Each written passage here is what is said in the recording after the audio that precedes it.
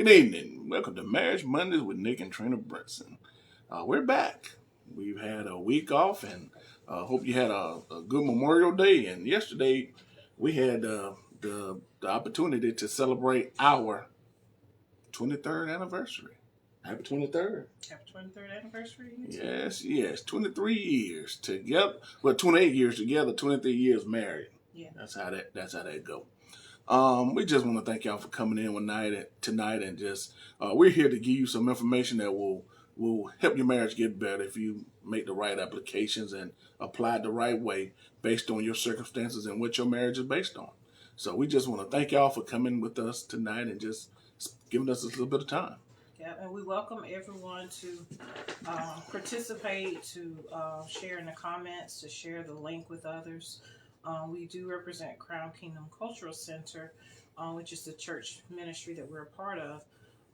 Bishop Finus Bush Jr. is our pastor, as well as his wife Denise Bush, and their leadership is what has led us to be here today for this program. And so we want to invite you, whether you're part of our church body or a part of just the body of Christ in general, or just someone who is married, who's interested in understanding a Christian perspective on marriage.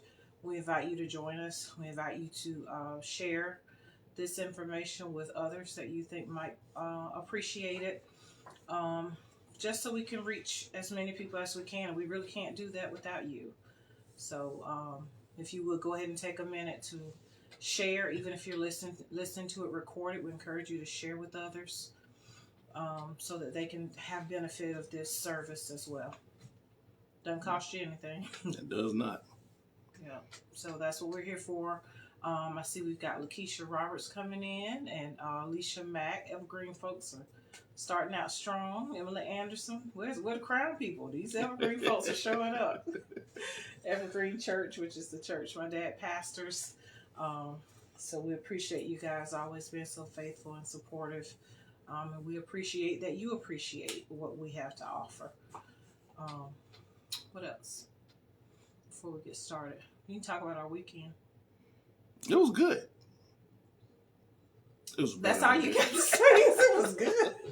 It was a gift. It was his gift to me, and I really appreciated it. It was I really hadn't planned on having this extra trip this summer, and so the fact that he treated me to this trip, I really appreciated it. It was fun. It was a good time. Mm-hmm. Good time. We always, I think, enjoy each other's company when vacationing. Oh yeah. And so we had other people to celebrate with us, and that's always beautiful. And even everyone that gave us congratulations and wished us well on Facebook. There were so many of you, so we just appreciate you all for caring enough, even just to say happy anniversary and just to share in this with us. We know the work that has gone in behind the scenes, and we want to share that with you. That's a large part of why we are here. And the topic we have tonight, we can certainly speak to from a place of experience. And so we want to talk to you about commitment.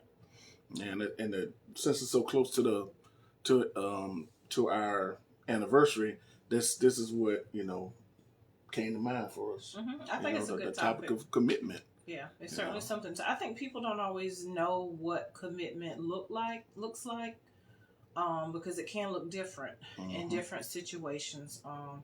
Sometimes people are committed and it's painful,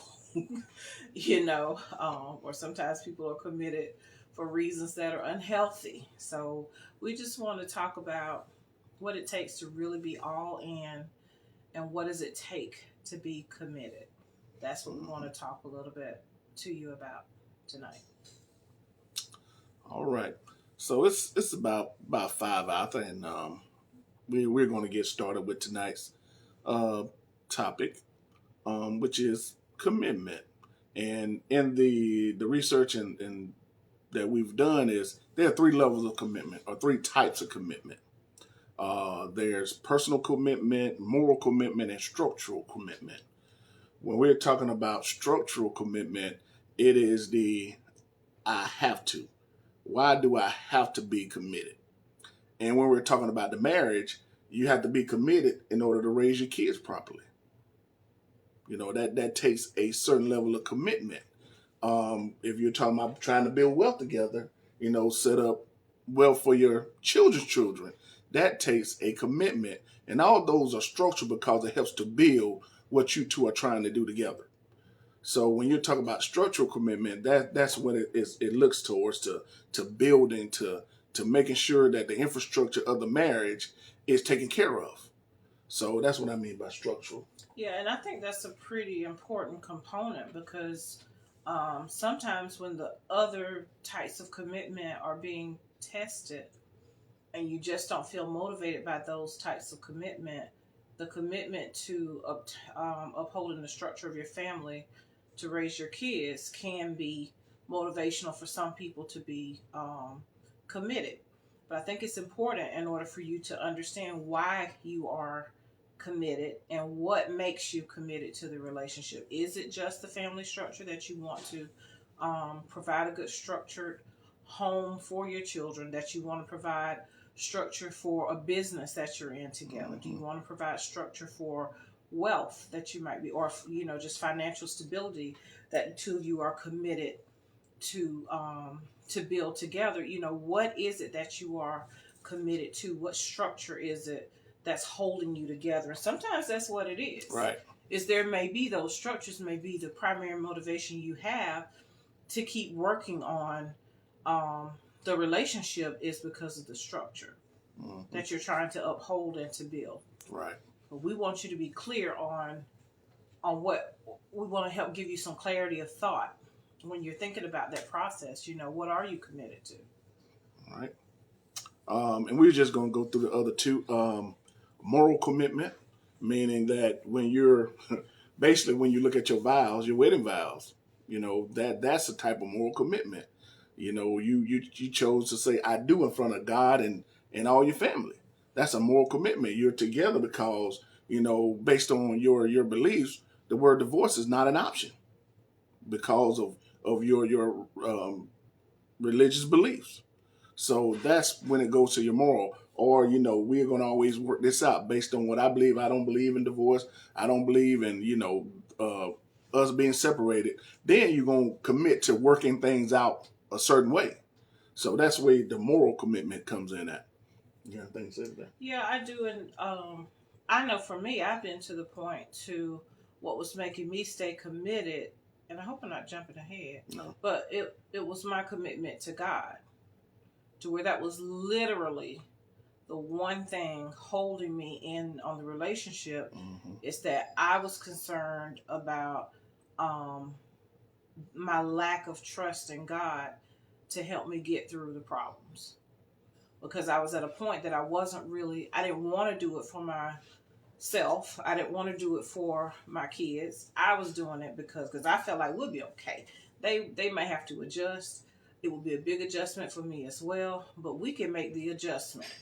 And I really was at that point. But the one thing that I could not let go of was my commitment to God. And for me to say, God, this marriage is beyond your repair, I couldn't say that. I didn't believe that. I didn't believe that it was bigger than what God could give me grace to do. And so I had to really lean in on my faith. I had to lean in on the fact that I have to trust God. I mean, he had proven himself over and over and over again in my life. And I just couldn't bring myself to the place of believing that God couldn't give me grace for managing this relationship that I knew he had ordained to be together. Right. And so I knew that to give up would be to give up on God, and that it would be a lack of faith. And the one thing that I do not want is to be outside of the will of God. And so that, I remember being in that place. I can't remember how long ago that was or even what the circumstances are, but I do remember that's what made me hold on. That's what made me look for resources to help. That commitment to God is what made me not give up. it made me have to put my personal feelings aside. Mhm. I had to put my personal frustrations and because I could have made my own plan for my life, but I never want to do that. I want to make sure that I'm alive. I know that what God has for me is always better than what I can do for myself. Right. And so I was literally afraid to step outside of the structure of this marriage, simply because I knew that it was something that God, I didn't doubt that God had put us together. I didn't have a doubt about that. And so I knew that me tapping out would be me acting on my own outside of God's will. I knew it wasn't God telling me, yes, you need to move on. You need to, this relationship is bad. I ain't put y'all together in the beginning. God, that wasn't what I got from God. I knew for sure God had put us together. I had no doubt about it. I just was tired. And I didn't want to, I didn't want to. I didn't want to put the fight in for the marriage, but it was my commitment to God and I think that falls under moral commitment. It does. Wouldn't you say? Mm-hmm. Yeah, so it was my moral commitment to God, and that relationship was so important to me. I just couldn't afford to mess up my relationship by God by getting outside of the plans that I knew He had for my life. So I had to deny myself and deny my flesh in order for me to get in line, and to grow this and learn the skills that I needed to have to make the marriage successful. And so once I started doing my part and really focusing on me and not worrying about what was going on the other side, on the left side, take care of the right side, and things started to get better, because in the process that gave God room to do a work in him while He's also making some changes in me. And that was a real battle, fighting Mm-hmm. that urge to be like, I'm done with this. Is it really worth, being a part of this, going through all this anguish and confusion, and seem like it's just never gonna get better. Mm-hmm. You go through those, you Yep, go it's through a that you go cycle. through that cycle. Mm-hmm. And you just have to let God and let go of some of those things, and let Him lead you in a way, because I don't know if a lot of guys have said this, but I've talked to a few, and I asked my question, God, this the woman you gave me. You got to do something with this, because I don't know what to do right now. I don't have a clue. The only thing I can do is just let her go and let her live whatever life she want to live. But if you want this to work, you got to you have to do something. So she wasn't going through that by herself. I was going through it too. And when God works on us, and we'll get to the us part of what God can do, it works itself out. As long as you got that moral fiber to hold on to. And all it is a strand. When you put all three strands together, it is not easily broken. You take that strand, you add her strand to it, and add my strand to it, it's not easily broken. So we're going to talk about that a little bit more a little later. All right. And the last piece, after we got past, being okay, I'm, back into what I call, being in love again, loving her the way that she should be loved. It became a personal commitment. Yeah. It becomes where I enjoy being married to my wife. I'm not saying what we go through is like we don't ever have situations, or we don't ever disagree, or have, intense moments of fellowship. But, I enjoy being married to Trina Brinson. I really just enjoy it. And it's a personal commitment to stay in the marriage. It's not something that I feel like I have to do, or something that, because of what somebody else think that I'm here. Right. I'm here because I want to be here at this point. So now that's the personal commitment. I think once you get there, the structural commitment and the moral commitment just adds to it. Right. And it makes it that much stronger. Yeah, I agree. And it really, I think you have to be aware that there are always seasons in marriage. We started out real strong, like dating, and the first few years of marriage and all. We really started out, I think, pretty strong. Mhm. And it's just as life progressed and seasons changed, it just became more difficult. And if we don't learn to change and grow together, that's where a lot of the clashing and the headbutting comes in. Your personalities can clash. That's a big part of it for us. We both have Mhm. strong personalities. We're both very much leaders. We're both, even though we have kind of different styles, um, we both are very much people that are used to being um, in charge of things, and that can be a big reason for some conflict. Right. But getting through, but you have to learn. You got to learn some skills. I Mhm. mean, that to me, that's one of the biggest um, assets or requirements for a successful relationship that we don't talk enough about. One of the most overlooked components to a successful relationship is the fact that you have to gain marriage skills.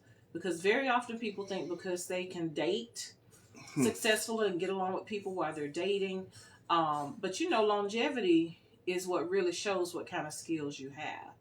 Because as life changes and you go through challenges, the way you manage those challenges together and the way you learn to support, the way you support each other, sometimes that takes skills that you have not developed because you haven't had those situations to arise before.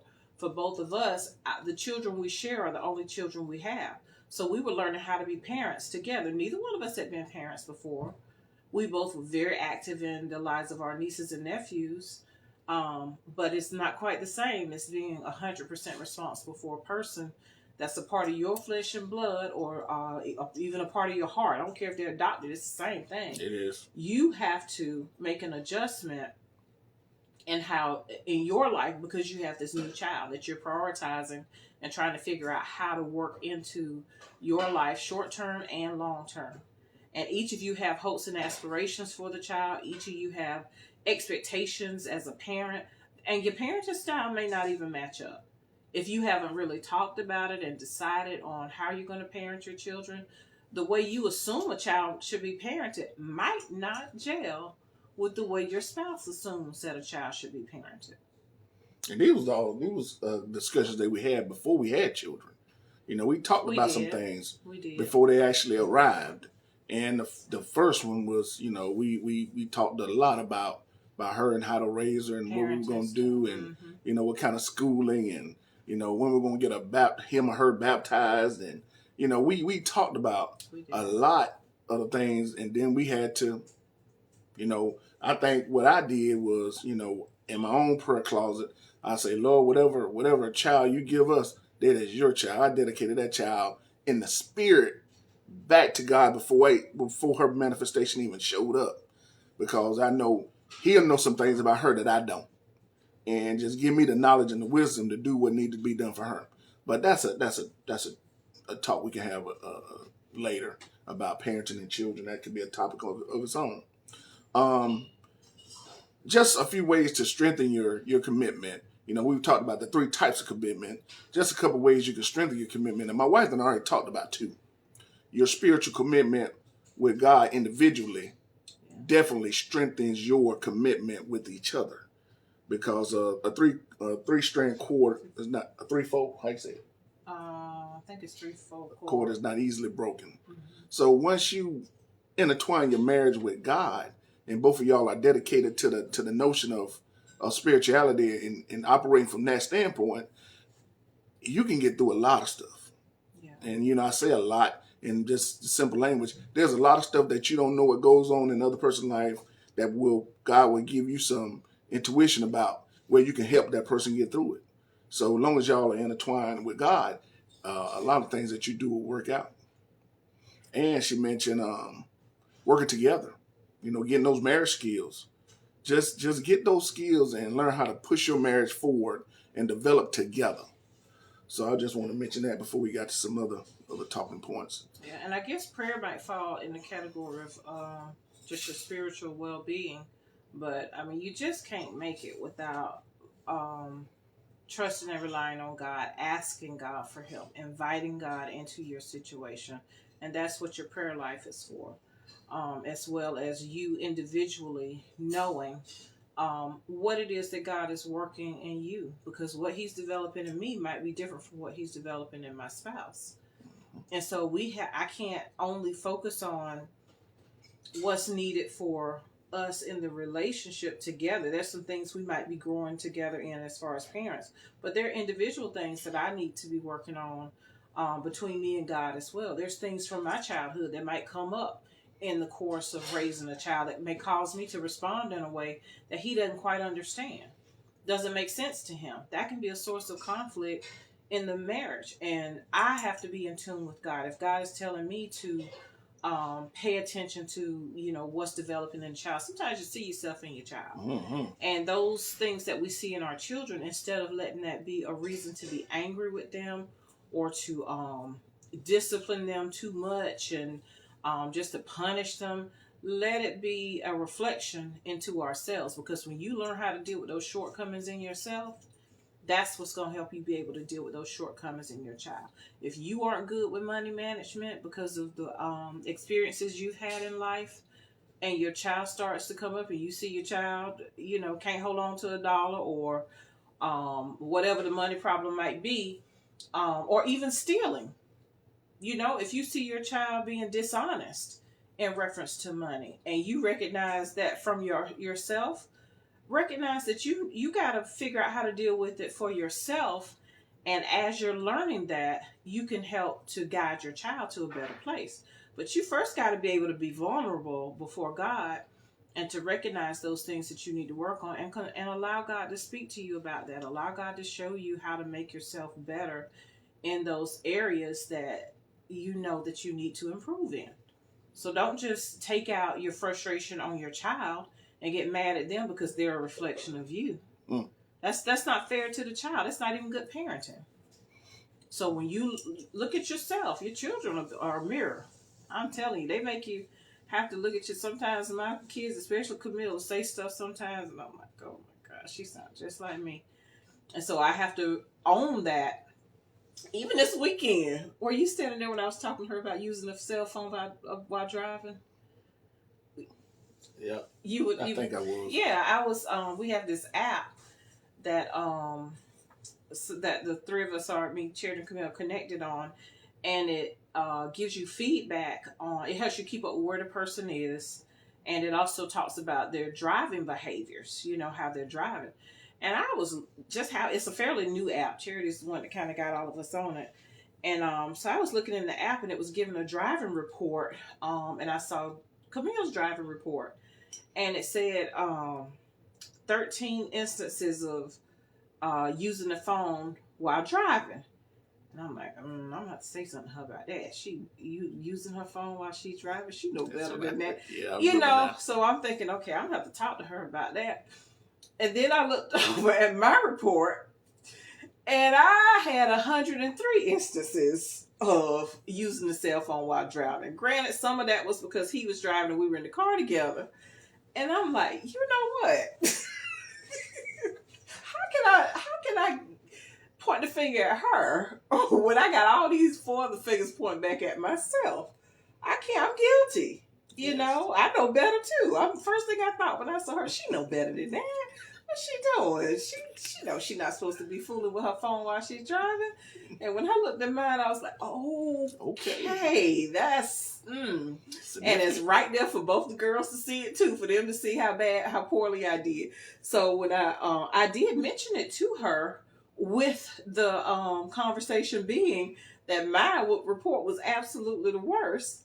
And I said, that's something I'm really going to have to work on. And come to find out, hers was all on one day when she was driving in the car with somebody else. Wow.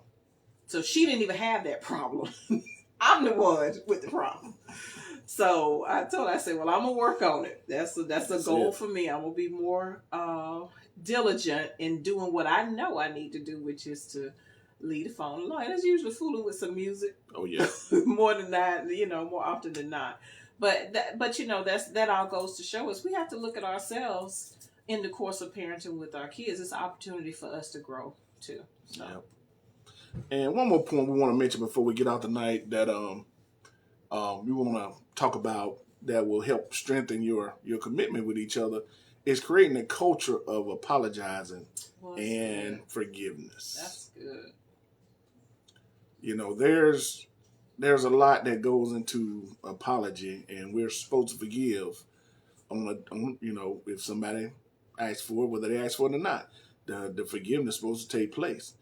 And once you develop a culture or a routine of doing that with each other, you know, things that could possibly hurt and fester, that's the word I want to use, that could fester in a relationship, that will come back later if it's not handled correctly, you know, it's done away with. I acknowledge that I did something to hurt you, and I apologize for it. And then it's up to the other person to say, okay, I forgive you. You know, but you know, long as you do your part and let the other person worry about theirs, you that's where you develop that closeness. That's where that person can feel, okay, they committed to me. They recognize that they did something to hurt me or offend me, and now they're acknowledging that they did that. Right. So And I just want to do that. It's the process of sowing and reaping too, because if you're quick to forgive and offer that forgiveness to your spouse, it makes it okay for the spouse to feel that they can extend the same to you. It's when someone is stubborn and unapologetic, it's almost like it just becomes like, battering rams. You just, nobody wants to humble themselves to be forgiving. And that is not Christ-like behavior. That's not godly character. And when we are talking about approaching your marriage from a Christian perspective, meaning it's Christ-centered, forgiveness has to be at the core of that. Love and forgiveness it is a key component in Christianity. It has to be a key component in your marriage. And so I think we just have to extend that grace to our spouse, and to be gracious and sincere about it, and not, and I don't mean just like every little thing you do, apologize, because it seems like to me women do that a lot, but to really be mindful of when there's a true offense there, and to acknowledge that you were truly wrong, not that you got something wrong or didn't pick the right flavor of something for your spouse, not even that. I'm talking about truly acknowledging when you have wronged your spouse. That's the type of forgiving that an apology that we're referencing, the kind you don't want to do. Right. Yeah, so we have to extend that grace to each other, and God requires that of us as Christians, that we have to forgive one another, just as Christ forgave us. We're obligated to do that. So you may as well create that culture and that just climate in your home, and your children will learn from that too. I mean, I say don't be too big to apologize to your children, because sometimes we accuse them of things and we're wrong. We make assumptions. I know I sure have. I assume one person did something that wasn't them. It might have been their daddy, or it might have been me. I've done it. It's happened both ways, where I assume one of them has done something and turned out it was me. So I have to not be too big to apologize. And when we model that behavior to our children, it teaches them that love, that kind of character too, to be forgiving. So we can't let pride ruin our opportunity for growth. Right. So that's what commitment. Yeah, that's commitment. That's what it looks like. And if you apply some of the things we talked about tonight, it'll help your marriage get better. And I can't make that promise to you, because it's work that has to be done between you and your spouse. But if you just apply some of the things we talked about tonight, your marriage can get better, or just continue to be better. So, with that said, I want to show y'all our portrait we created this weekend over my wife's shoulder. Yeah, it's called Sunset of Love. This is what we did when we was in Atlanta. Just one of the activities we done while we was there. And it was a good night. But you know what? In the midst of all good things, there are some things that happen. You want to share with the people? No, I want to hear what you got to say. We got a few minutes left. I want to hear what you got to say.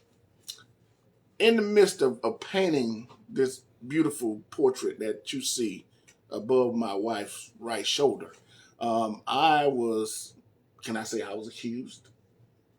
I don't know if you can say that or not. I'm not sure that's an accurate statement. Okay, not an accurate statement. I don't know. If I was okay. I'm going to say it, that I was not being what word I could use? Accommodating. Accommodating when we were painting the portrait together. Mm-hmm. And, you know, if you can look on the portrait, you see the two set of mountains right over her shoulder, right between the sunset. I was accused not of being accommodating for painting the mountains together. And I didn't. I just wanted the mountains to be painted a certain way on that side of the painting.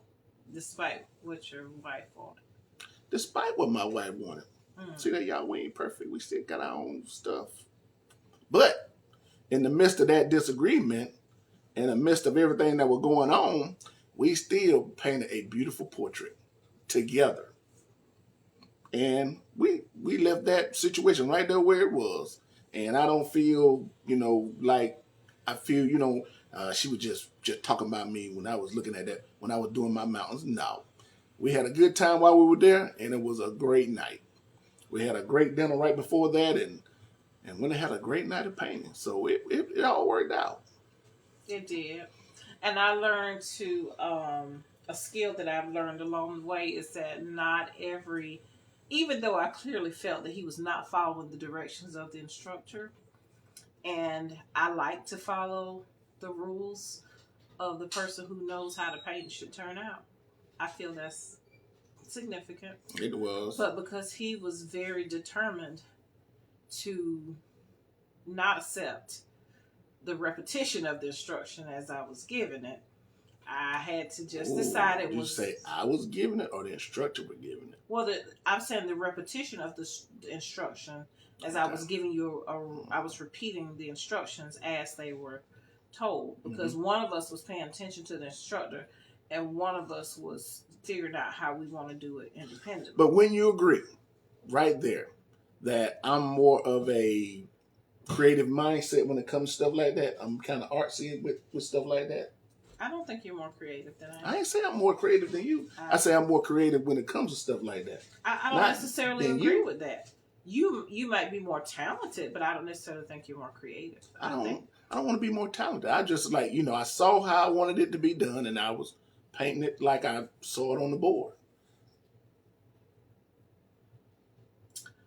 Well, what I chose to do is to let it go.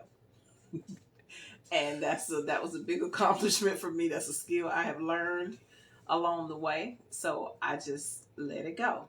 And I will admit that it did not take away from the final outcome of the painting. I think we're both still satisfied with the way it turned out. And very much like our marriage, we have those areas of stubbornness. We both can be very stubborn. We both can be very determined, which is the flip side, which is the way to euphemize stubborn, is right. Determined. But we both have that same quality, probably in equal amounts, and it's a hefty dose for both of us.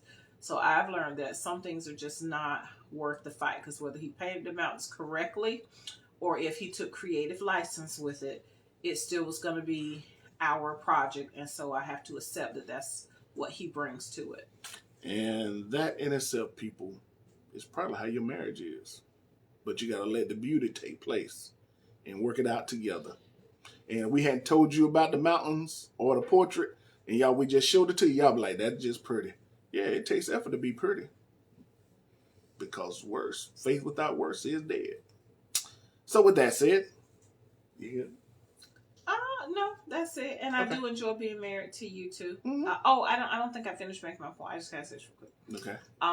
Because I don't think I finished this point. When we were talking about seasons, what I wanted to say is there are seasons in marriage, and the turnaround is not always fast. So you can start listening to God, being more focused on yourself. Those cycles still come. Eventually, they break as you continue to have different behavior. Those cycles will begin to break and get you on a better path, but it's not always a quick turnaround. So sometimes it takes time. So you got to be committed to what God has given you to do inside of your relationship for yourself, as well as towards your spouse, to be obedient, be patient, and do those things in faith. Do what you believe God is showing you to do and teaching you to do. Do those things in faith until you see the finished product. So that's the point I wanted to make earlier. I don't know how I got off track and didn't say it, But during those seasons, you just have to be, and that's how you get into another season. And so I went from a point of just being totally disinterested in the relationship itself. I was just simply there for my commitment to God.